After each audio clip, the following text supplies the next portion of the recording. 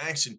Sup, everyone. Welcome back. We are back with the Flea Flicker. We got Joey D over there, and I'm Timmy B for our Week 11 picks. Joey D, I can't believe we're already in Week 11. And to our viewers, as you saw on Twitter, Joe and I were together 2 weeks ago, and then last weekend I was in Boise, Idaho, and I had a little too much fun and was unable to make my picks. So we'll talk about that in a second. But Joey D, my friend, how are you? Tim, I am flying high right now. The Ooh. Eagles are on the upward trajectory. Jalen Hurts and Nick Sirianni on an upward trajectory. Life is good. Thanksgiving is around the corner. Can't wait to see friends and family, and eat some good food and watch some football. Just it's a very thankful time of year, and I have a lot to be thankful for. So we all do. So it's life is good, Timmy B. Can't complain. Yeah, life is good indeed, and we'll talk about your Eagles when we make the pick for their game. But I'm glad you're starting to kind of realize that Jalen Hurts might be the quarterback for the Eagles. We won't get over the hump yet, Joe, but we'll get you there shortly. But yeah, as I said, we were together a couple of weeks ago for Week 9. We made our picks together. When we introduced our locks and upsets of the week, we won both of them, and then the next week we lost both of them.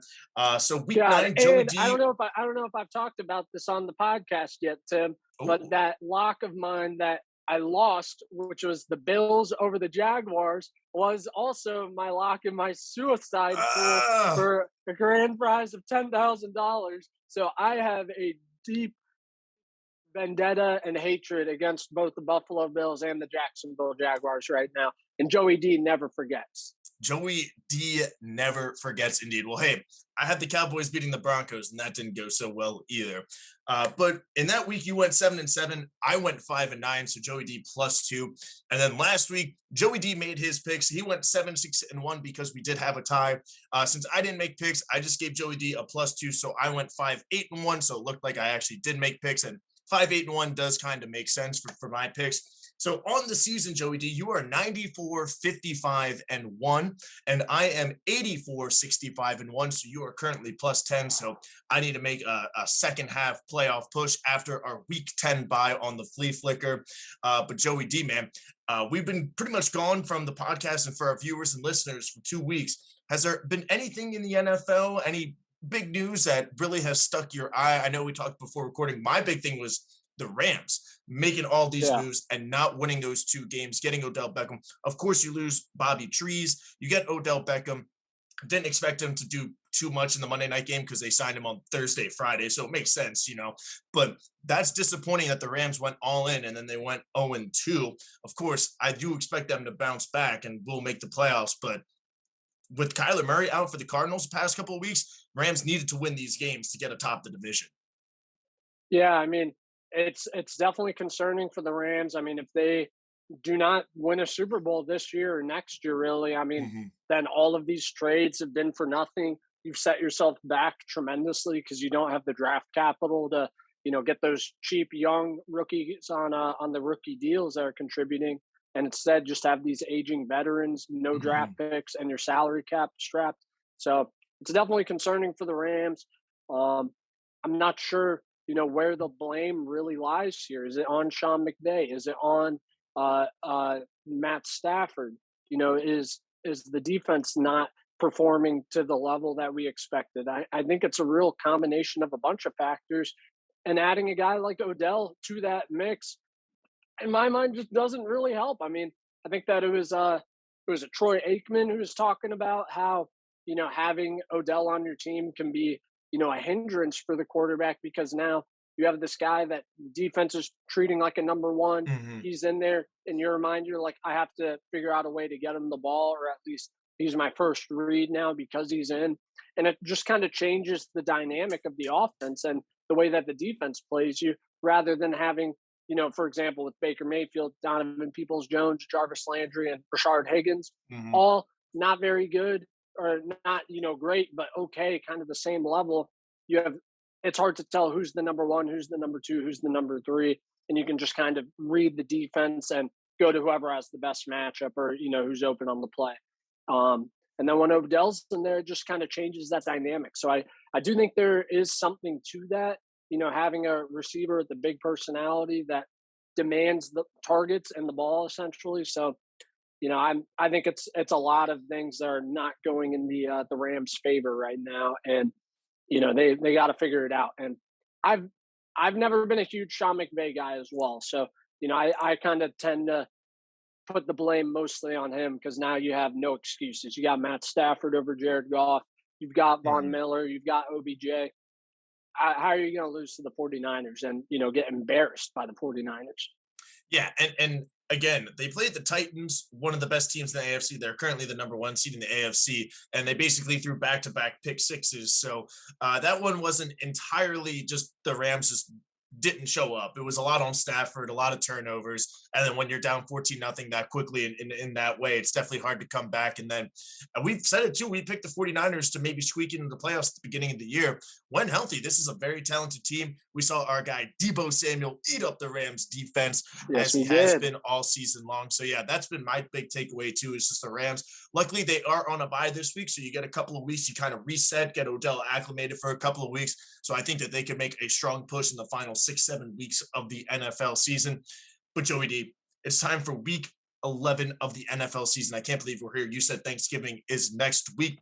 Thursday night football, the Patriots defeated the Falcons 25-0. I was out and about with some friends, and I texted you midway through the game being like, sorry I didn't text you, get your pick before the game, but you're going with the Patriots, right? And we were both like, yeah.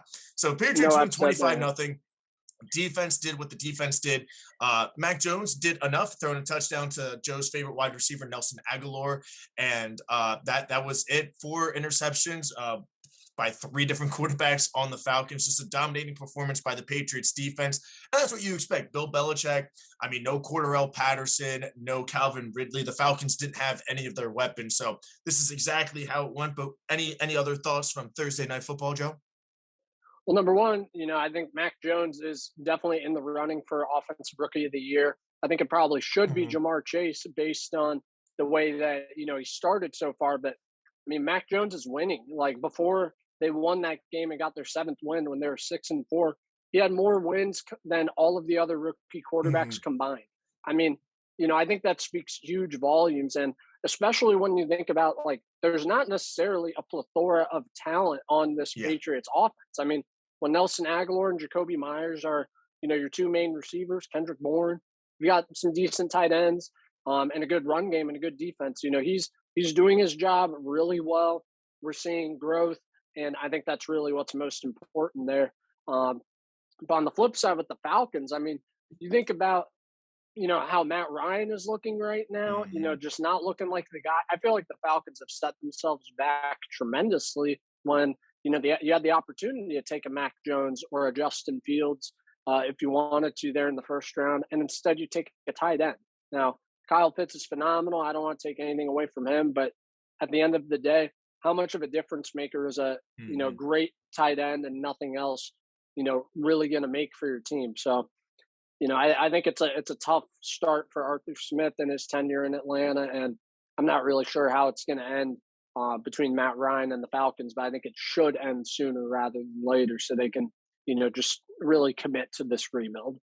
Yeah, absolutely. And another thing that's disappointing about the Falcons too is the offensive line. I think all 5 or 4 of the 5 were all first round picks, and they didn't even show up Thursday night, Joe. And especially when you get a back like Mike Davis in the offseason, a big physical back in an Arthur Smith offense. We all expected Mike Davis to kind of have a breakout season as the number one running back, and they just haven't been able to get that running game going with Mike Davis. Of course, Cordarrelle Patterson is doing well getting outside the numbers and outside the tackles with his speed.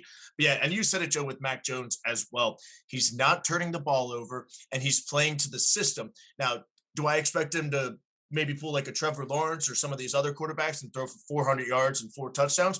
Probably not right now, but with a Bill Belichick defense, a strong running game, a strong offensive line, he's doing exactly what he is being asked to do.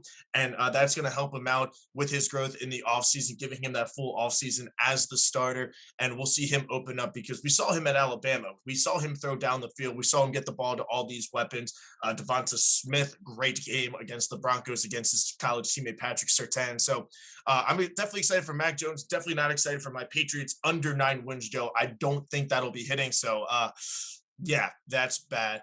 But It's been a while since we made picks together on this, and well, not together in person, Joe. But are we ready to hop into some picks? Let's do it, Timmy B. I'm excited. Let's do it. So, first game of the day, Joe, should be a solid win for us to go 2-0 on the week. We got the Houston Texans at the Tennessee Titans. Titans are a 10.5-point home favorite. The over-under is 45. Joey D, Texans coming off a bye. Did they have a bye last week? I'm not sure.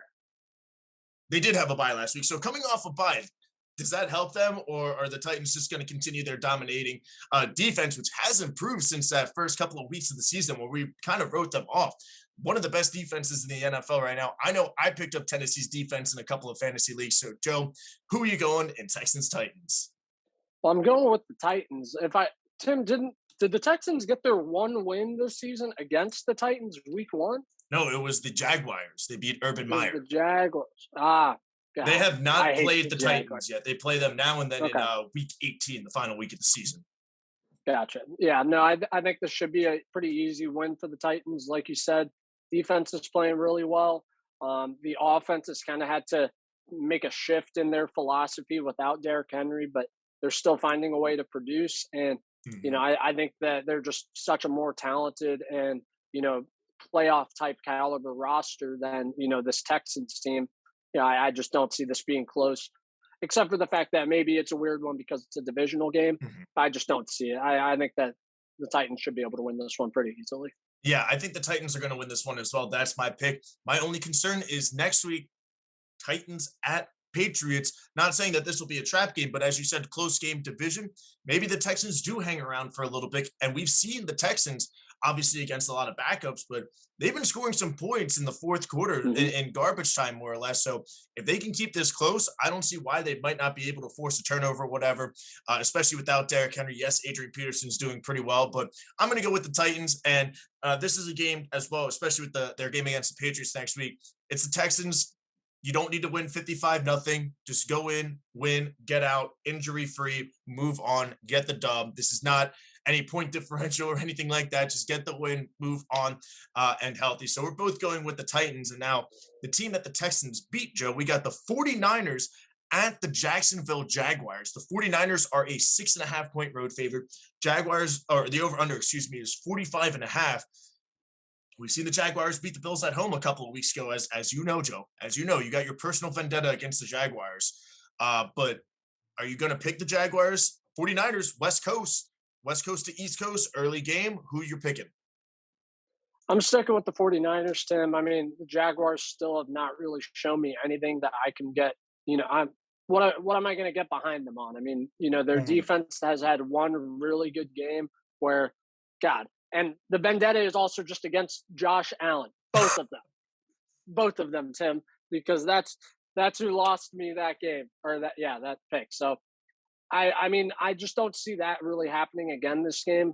While I think Jimmy G could have, not as great a game as people expect, they just have different ways to beat you on the ground with Debo. I think that Elijah Mitchell is doubtful, so it's going to be Jeff Wilson and Trey Sermon. And I mean, Kyle Shanahan, he just seems to plug random running backs in and they produce. So I expect some running backs to have some big games today, a big game against Jacksonville on Sunday. Give me the Niners and the easy one as well. Yeah, I'm going with the Niners. I think this is going to be a very close game, Joe. I think that this is going to be squeaking out because we've seen the Jaguars, they basically beat the Cardinals at home, aside from a couple of pick sixes late in the game to put the spread away. So they played the Cardinals close at home. They beat the Bills at home. 49ers played on Monday Night Football. Short week going on the East Coast. I think this will be close. I do think the 49ers squeak it out. I think the X factor in this game is going to be George Kittle.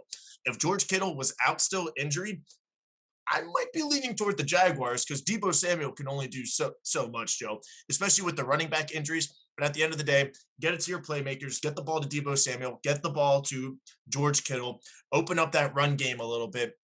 I think the 49ers win in a close one, Joe. In a close one, I'm going with the 49ers. So, that's that. And then next up, Joe, the Lions coming off their first not loss of the season. on the road against an AFC North opponent. They're on the road again at their other AFC North opponent, the Cleveland Browns. Cleveland Browns are a 12-point favorite. Nick Chubb is coming back. He got taken off the reserved COVID list, so he should be good to play. Over under is 42.5. Joey D, does Dan Campbell and the Lions, do they have their magic, and will they not lose again?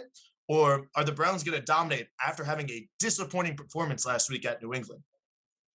Yeah, I don't think we're going to see a dominant performance. If I remember correctly, Jared Goff is doubtful for this game. Should be Tim Nelson? No. I think Boyle. Tim Boyle. Yeah. And then Baker Mayfield might be out as well. So it's going to be a battle of backup quarterbacks, it looks like. And I mean, that just favors the Browns with their ability to run the ball, have a solid offensive line, solid defense. Boyle is going to be asked to do too much and way more than he's capable of, especially with no weapons. What I understand. Exactly. That's what I mean. I mean, he doesn't have the luxury of, Nick Chubb and Dearness Johnson and, Kareem Hunt, a bunch of guys in a phenomenal offensive line. He's just going to be expected to do too much, and I just don't see it happening. But, I mean, it's the battle of backups, so you never know. Eagles know their, their fair share of backup quarterbacks. So, we'll see what happens, but I think it should be a close, low-scoring game. Yeah, I'm going to go with the Browns as well. And if it is the battle of the backup quarterbacks, I'm going to go with Case Keenum. I mean, we saw him. He made it to the NFC Championship game as the starter in Minnesota, so he is capable. And what happened in that NFC Championship game, Nick? I think the Eagles won by like 100 points. 38-7, if I remember correctly. Which is basically 100 points in the NFL, especially the NFC Championship game. But I'm going with the Browns. I think this will be just, like you said, low-scoring game, run the ball, score a couple of touchdowns, get out. Last year, they played the Texans, and I believe they won like 14-6 or 14-9. I can definitely see a very similar game. Just run the ball, go up 2 scores, and just coast, whatever, get in. Because they have the Ravens next week, Joe, as well. So it's kind of like the Titans against the Texans. Go in, win, injury-free, prepare yourself for next week. So I'm going with the Browns. And now it's time, Joe. AFC East matchup. The Dolphins on the road at the New York Jets. The Dolphins are a 3.5-point favorite, coming off a huge win against the Ravens on Thursday Night Football. We will not talk about that game. We got the Jets. Over-under is 44.5. Joe Flacco is starting. Joey D.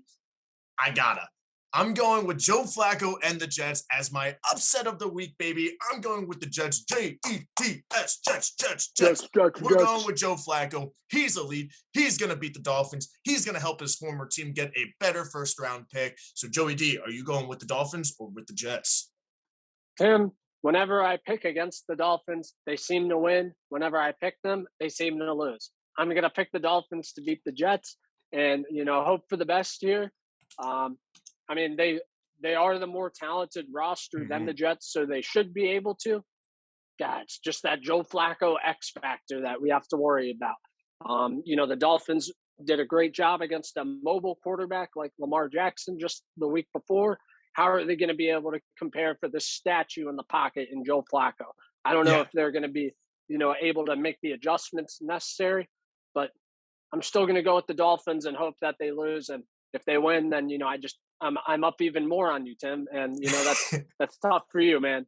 Hey, you know what? I'm going with the Jets. People forget Jets have beaten the Titans and the Bengals at home.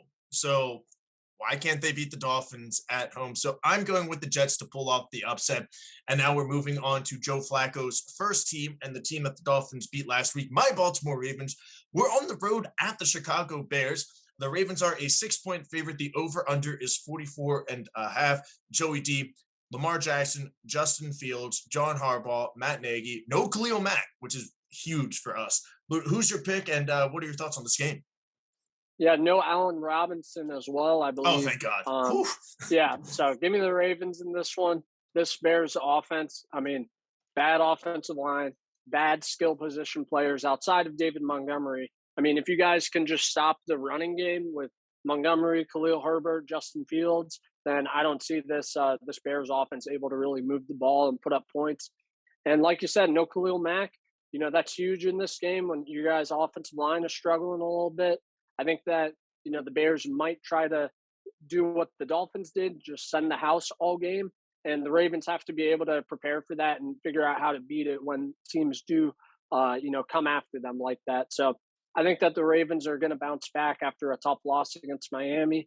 They've had a lot of rest, and I think that this should be a pretty easy win for Baltimore. Yeah, and I agree with you, Joe. I'm going with the Ravens as well. I do think we bounce back. I don't understand, and that's our frustration with Greg Roman, is that our first two drives last week at Miami, we got into field goal range. We made one, and then Justin Tucker missed one. And at the time, we are like, fine, miss one now, don't miss one later.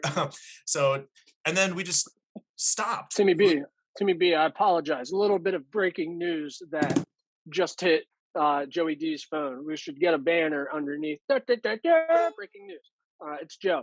Avonte Maddox is extended by the Eagles. It was a 3-year. Shit, where'd it go? I lost it. 3-year, $22.5 million extension, which I am a big fan of. How do I come back? God damn it. Oh, God, what have I done? I'm coming, Tim. I'm coming.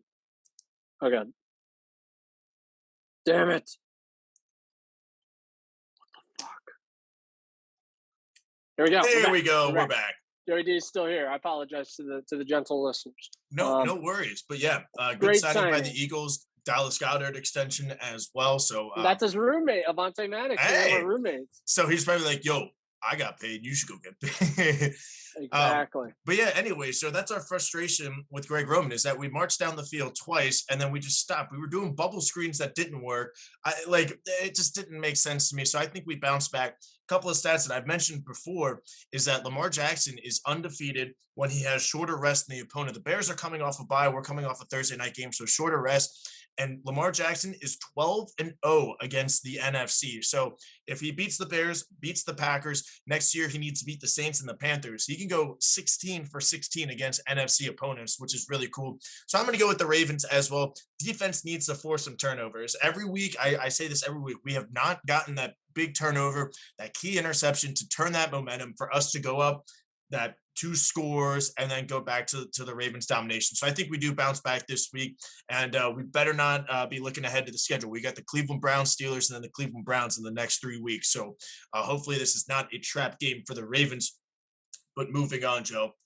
Next up, the Ron Rivera, Cam Newton double, triple revenge game going on in Carolina. We got the Washington football team at the Carolina Panthers. Panthers are a 3.5-point favorite with Cam Newton as a starting quarterback. The over-under is 43.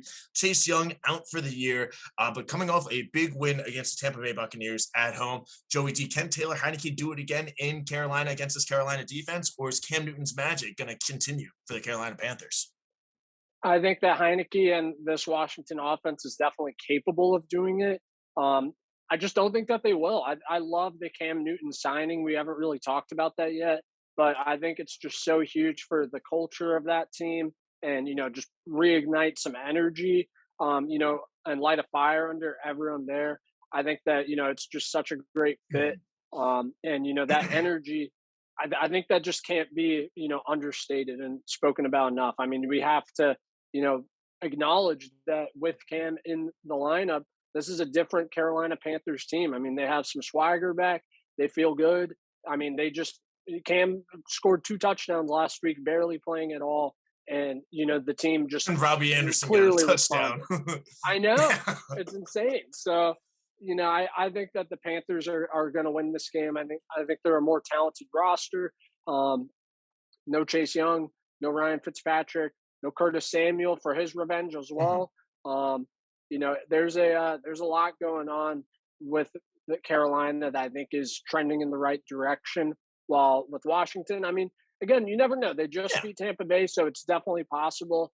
I'm just not counting on something like that to happen again. So I'm going with the Panthers. Yeah, I'm going to go with the Panthers as well. I don't know if we're going to see that Cam Newton magic and his former self in this game, but I think the key is losing Chase Young. That Washington defense isn't good. Give Christian McCaffrey the ball. I hope he gets 30 touches for like 400 yards. I think he is going to feast on this Washington defense. And I think putting Stephon Gilmore on Terry McLaurin, that's going to be a great matchup. I'm very excited to watch that. I'm going to go with the Panthers defense over the football team, but more specifically, Chris McCaffrey is going to be feasting, feasting, feasting. So Panthers offensive coordinator and coaching staff, give him the ball. I know you're listening. I know you're watching. Give him the football. Every single play. Don't even look at Robbie Anderson. Give him the ball. So I'm going with the Panthers. I like this home cooking. If it was in Washington, maybe go with the football team. But I'm going with the Panthers in this one, Joe. Now we got another NFC South team versus an NFC East team. We got the New Orleans Saints at your Philadelphia Eagles, Joey D. Your Eagles are currently a 3-point favorite. The over-under is 42.5. I'm very excited for this matchup. Saints have a very good defense. Jalen Hurts going up against a solid defense, a solid secondary, a solid front seven. But on the flip side, Trevor Siemian, no Alvin Kamara, no Michael Thomas, maybe no Marquez Callaway. Like, not a lot of weapons on. Both of their starting tackles are out as well. Ryan Ramczyk and Teron Armstead. One of the best tackle duos in the league. Absolutely. So, Joey D, what are you looking for in this game? Can the Eagles pull it off? I know you mentioned pre-recording and even at the beginning that you think they're making a playoff push. Is this the game that will solidify you saying, all right, let's do it. Let's get that 6-7 seed and let's make a run? I do, Tim. I think that the Eagles are going to win this game and go on a little bit of a run. You know, things have definitely been trending up in the right direction the last couple weeks. Dominate the Lions, close game to the Chargers, and then dominate the Broncos. That first half against the Broncos is the best I've ever seen Jalen Hurts look throwing the ball. Should have had 3 touchdowns and 200 yards in the first half. Yeah, Quez, you got to catch that, baby. And that was like his best pass of the season. Oh, too. It was a beautiful pass. Yeah. So, you know, just what I saw out of Jalen Hurts in that first half was so encouraging for me. I mean, there was one play on 3rd and 11. Pressure kind of comes up from his right. And usually when he's moving to the left, he takes off and runs and just doesn't throw. Beautiful play in the pocket, just kind of keeping his hips square, backing up a little bit, firing a dart to Dallas Goedert, who got concussed on that play, unfortunately. But just such progression from Jalen Hurts as a passer. And I just think it's so encouraging, you know, to see that out of him, out of Nick Sirianni, and out of a lot of young guys that are stepping up.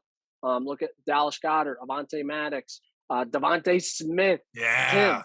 Devontae Smith went off. I love it. Going up against Patrick Surtain. Who says Devontae's too small to succeed in the NFL? If that was a bigger wide receiver, his butt cheek would have landed out of bounds instead of inbounds, and it would not have been a touchdown. So I love this matchup for the Eagles, Tim. Last year, Jalen Hurts' first start ever was against the Saints. We wore our all black. The Saints had the number 1 rush defense in the NFL, and the Eagles they had not allowed a 100-yard rusher in like 80 games or something like that. And the Eagles had 2 in that game, in Jalen Hurts and Miles Sanders. I feel great about this game, Tim. Trevor Siemian's not a good quarterback. So, you know, that's how the Eagles defense has done well. We have beaten not good quarterbacks. When it's a high-quality quarterback, we're going to allow over 80% completion, apparently. But, you know, when it's a Teddy Bridgewater, a Sam Darnold, a Travis Siemian, you know, it's feast time for this defense. Jonathan Gannon can do good against these poorer quarterbacks. So I'm not too worried about the defense. And with our offense, again, you know, the Saints defense last year, they were ranked really high against the run. They're ranked really high against the run this year. What they never really have to face is a mobile quarterback. So whenever they do, I think that that's just kind of an Achilles heel for them. And the Eagles are going to be able to take advantage. So, I mean, Eagles have been running the ball really, really well the last couple weeks. I say keep it going. Don't get cute. You know, this Saints team is not very talented, but, you know, Sean Payton's a great coach. So I think it'll be a good game. He's gotten a lot out of his team, especially with all the injuries they've sustained.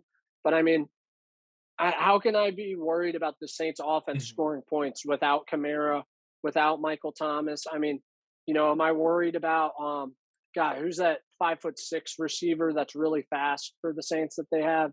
He's also their returner. I can't remember, but he's like their leading receiver right now. So I'm not worried about the Saints offense really at all.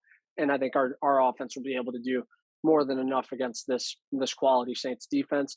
And then from here, Tim, we play the Jets. We play Washington twice. we play New York Giants twice, and we play Dallas in the last game of the season where they might bench all their starters. So there is a very decent chance for the Mhm. Eagles to win a lot of these games. We do not ride a plane the rest of the season, including this week. So I think that that's also something kind of underrated, just not having to travel really much. Um, and then the teams that are ahead of us for the wild card spot are the Panthers. We beat them. The Falcons, we beat them. The Saints, we're about to beat them. So I feel very good about the Eagles' chances right now.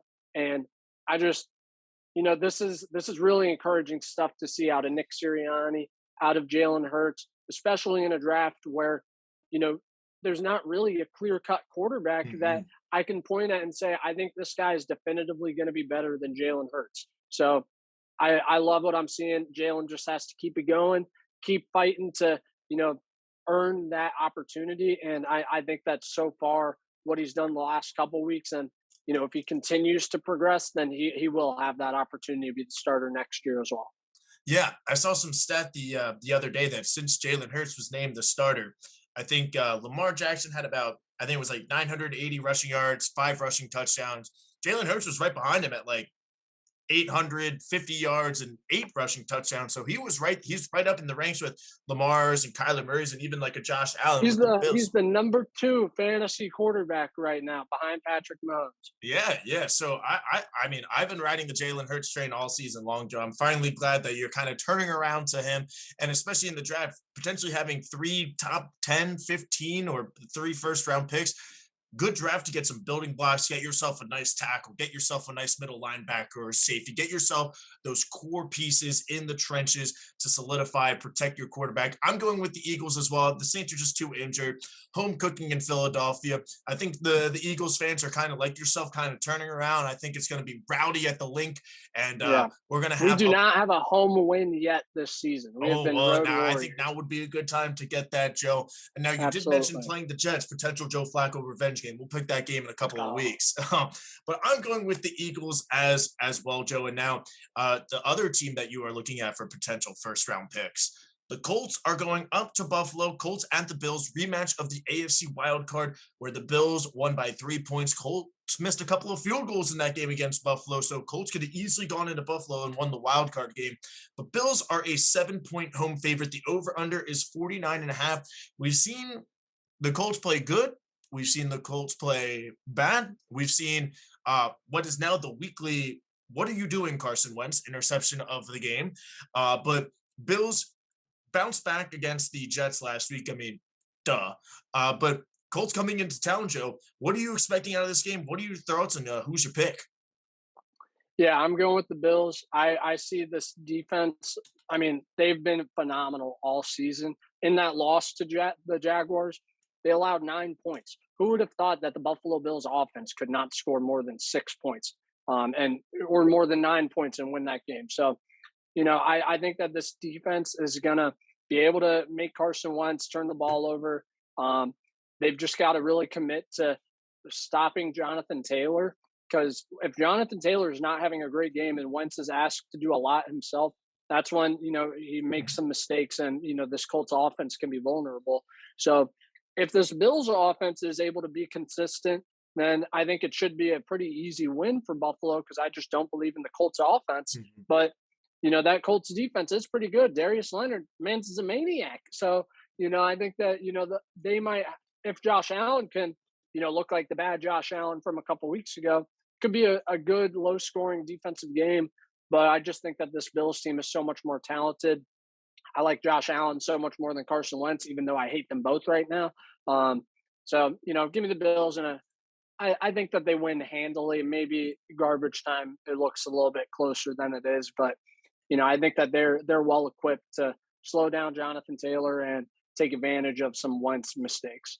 Yeah, and shout out to Jonathan Taylor helping my fantasy team go from 0-4 to now 6-4 and in a position to be the number 2 seed in our league. So that's huge. Jonathan Taylor also, it's kind of funny that in the 2 weeks Derrick Henry was out, Jonathan Taylor has now caught up to Derrick Henry, and they both have exactly, I think it's like 957 rushing yards. So it is kind of funny how that just added up that way. It's the exact same amount of rushing yards. So Jonathan Taylor, definitely kind of taking the reins as the workhorse as a running back in the NFL. I still think he'll do very well. I think a key, Joe, is I just looked up the weather in Buffalo. That was 70% chance of rain, so this could be a kind of ugly game.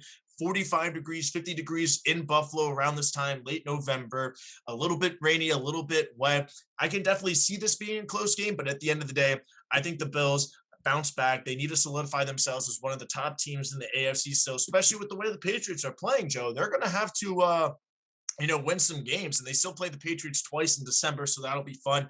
Bills also play at the Saints on Thanksgiving. So a short week. So again, I think the theme of this week is get in, win, leave injury free. Don't need to be pretty. Just win and go home. All you need to do is win by 1 point in the Super Bowl. All you need to do is win by one. So get in, injury free, get out, get the win, control the clock, score some points, force some turnovers. I'm going with the Bills as well, Joe.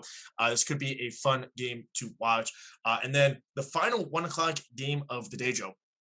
Aaron Rodgers and the Green Bay Packers going on the road at the Minnesota Vikings in the Dome. Packers are currently a 1 point favorite on the road. Over under is 47.5. Joe, we've seen the Vikings be bad and losing to the Cowboys. We've seen the Vikings be good and going on the road last week to the Chargers and winning, almost going on the road to the Ravens and blowing a lead. Thank God they did that. But Packers, Vikings, a nice old rivalry. Joe, who are you going with in this game? Yeah, I mean, a stat I had not known about Kirk Cousins. He is 3-3-1 against Aaron Rodgers in all of their matchups. So it's not like he's been getting dominated by this team in the past. Um, I still think that the Packers are going to win. No Aaron Jones. AJ Dillon's going to step up, and he's just a load to bring down. And we haven't really seen him get that 25 carries a game or something like that. And I just think that wears down on a defense so much, especially a defense like the Vikings that has been struggling this year. And then ultimately it's Aaron Rodgers versus Kirk Cousins. So in my mind, I got to take Rodgers in that pretty much every single time. But Kirk has done well against him.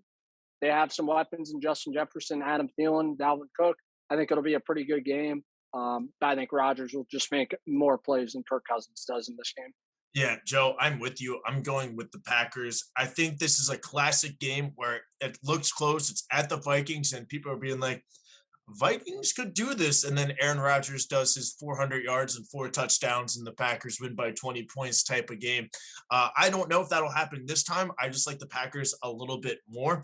And Joe, Green Bay Packers are my lock of the week, baby. We are locking it in. Green Bay Packers, lock of the week. Nice. Jets, upset of the week. Joe, now we are done with the 1 o'clock games. Do you have any locks or upsets, or are we waiting for the 4 o'clock hour? Yeah, they're coming up. They're coming up. Oh, baby.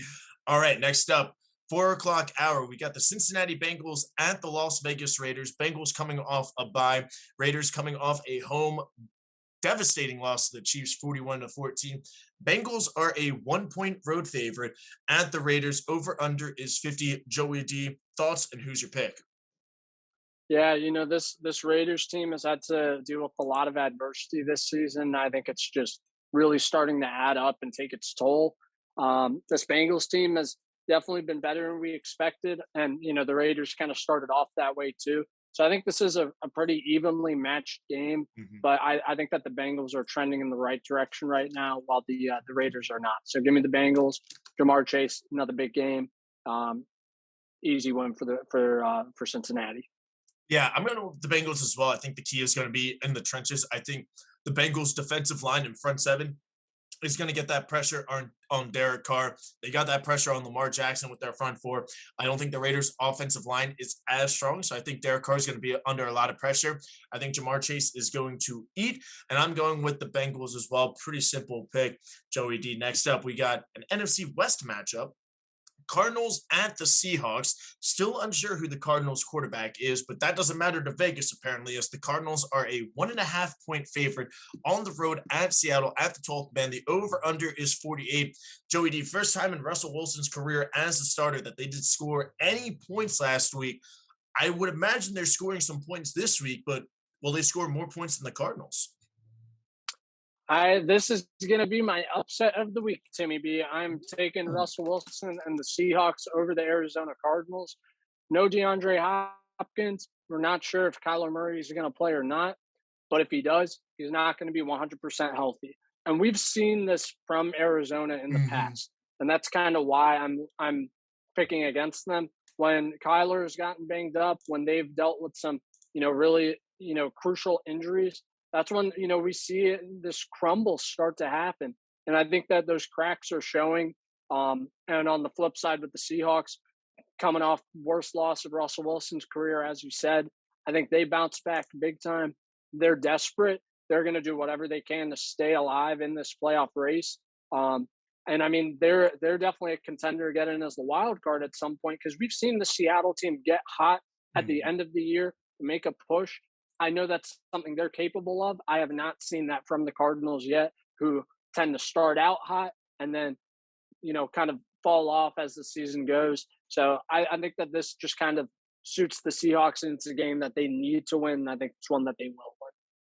Yeah, Joe, I'm with you. I'm going with the Seahawks, and I know this might be a little early to say this in Week 11, but this is an absolute must-win for the Seahawks because if they lose this, Joe, you're looking at 3-7, and you would basically almost need to go undefeated the rest of the season to have a shot at the playoffs, which is doable for them. They still have the football team now, again, on the road. That's next Monday Night Football. They got the 49ers. They still have the Texans and Lions, so good for them. But they also have at the Rams, and this is the second time that they play the Cardinals. So they are the first time they play the Cardinals this week, excuse me. So they basically need a win to keep their playoff hopes alive because if you're 3-7, especially not having the tiebreakers, because right now, Joe, at the NFC conference standings, Lions are worse. Then it's the Bears, Seahawks, Giants, and football team all at 3-6. So this is a game that they absolutely must win. I think Russ will score a couple of points. And I think it comes down to Kyler Murray and DeAndre Hopkins. We've seen this, as you said, with Arizona last year.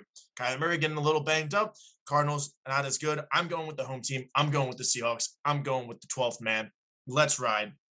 And now I probably game of the day, Joe. We have the Dallas Cowboys at the Kansas City Chiefs. The Chiefs are a 2.5 point favorite.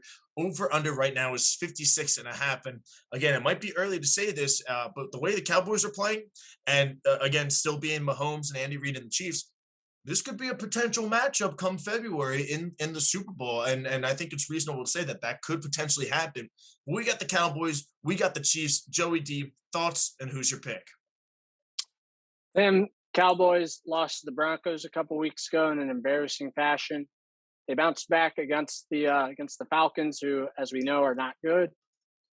I just don't believe in Dallas, man. I mean, we've seen this time and time again. Like I kind of mentioned with the Cardinals, they start off hot, something goes wrong, and they just fall apart. This is a game that I think that there's a lot of pressure on the Cowboys to win, and when that pressure is there, that's when they crumble. So give me Patrick Mahomes and the Chiefs. I think it's a must win for them as well as they try to get back on track and get right. And I think this is a good game to do so. People are going to come out of this game and say, okay, Chiefs are legit. Cowboys, maybe not so much. So give me Patrick Mahomes and the Chiefs. I think that they roll this game and they expose that suspect defense in Trayvon Diggs and Micah Parsons and just change up that whole narrative. Let's go, baby. Give me the Chiefs. Yeah, this is gonna be I think this is gonna be a close game, Joe. And I really don't know who to pick because we saw the Broncos dominate the Cowboys when they were my lock of the week. We don't forget that. They ran the ball against the Cowboys and they kind of exposed that the Cowboys are not as good at the rushing defense. But of course, with Dak and all those weapons on offense, when you're down 14-0, you kind of have to start throwing the football a little bit. Chiefs running game has been kind of weak this year, but at the end of the day, it's in Kansas City. And it's just that thing, Joe. When you play inside in Texas, you go on the road to a game that might be a little bit cold, a little bit outside, a little bit loud. I know I'm not saying the Cowboys are soft, but the Chiefs are used to playing home games in I'll Kansas say City. it. Cowboys are soft. All right, Joey Z is going to say, I'm going with the Chiefs as well. I think this will be a close game, Joe, close game, but I'm going with the Chiefs to win this one. And I do think they get a little bit of their mojo back. We'll see if Jackson Mahomes is there. He wasn't at the game last week and they win by 30 points. So, people are saying could be Jackson Mahomes' fault. And now Sunday Night Football, Joe. Pittsburgh Steelers at the Los Angeles Chargers, almost at San Diego there real quick. Chargers are a 5.5-point home favorite. The over-under is 47.5. No TJ Watt, no Minka Fitzpatrick. Ben Roethlisberger, maybe. But what are your thoughts on the Steelers-Chargers game? I was kind of shocked that the Chargers were a 5.5-point favorite. I'm not going to lie. But who is your pick, Joe, and what are your thoughts for Sunday Night Football? Yeah, I've been pretty disappointed with the way that the Chargers have played the last couple weeks. Um, I mean, I'm not sure what's going on with their offensive philosophy, but Justin Herbert currently has the lowest air yards per attempt, I believe. So they're doing trying It to used to be make a Mac Jones decent for most of the season. right, right. Exactly. And so what does that say about what this Chargers play calling is like? Yeah. I mean, you've got Mike Williams, you've got Keenan Allen.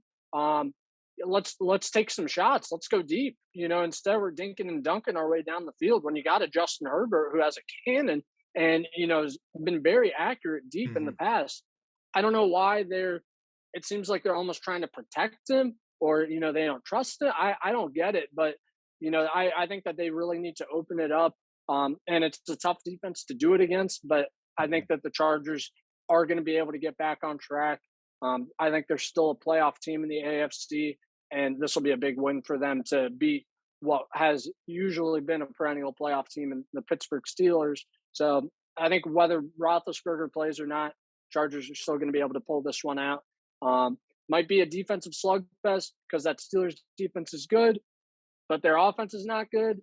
So it could be kind of lower scoring than we're expecting, but I think that the Chargers just should be able to get this one. Yeah, Joe, I'm going with the Chargers as well. I think the key is no TJ Watt in this game. And I think he was out earlier for a game this year, and the Steelers defense just looked kind of like lost without TJ Watt, and they didn't get that pressure. So I think that's going to be the key. I think the Chargers offense will bounce back, but I do expect Chargers rush defense isn't as fantastic this year. I think we'll see the Najee Harris, I guess, breakout game in the run game, because the run game has been kind of weak for the Steelers, but getting Najee Harris in the open field with a couple of screens and getting outside the tackles, we've seen his talent. So I think this could be a nice Najee Harris kind of ground and pound up the middle type of game against this Chargers rush defense, but I don't think that'll be enough. I'm going to go with Justin Herbert and this Chargers offense to do well with the TJ Watt-less defense. So we both got the Chargers. Now, Monday Night Football, Joe, we got the New York Football Giants at the Tampa Bay Buccaneers. Buccaneers are an 11-point favorite. The over-under is 49.5. Buccaneers, back-to-back losses. They had loss by loss. So now they get the Giants at home on Monday Night Football. Joe, you have not made your lock of the week yet, so I assume that the Giants are your lock of the week. The Buccaneers over the Giants are my lock of the week, Tim. Way to try to trick me there. You almost got me. But Yeah. I mean,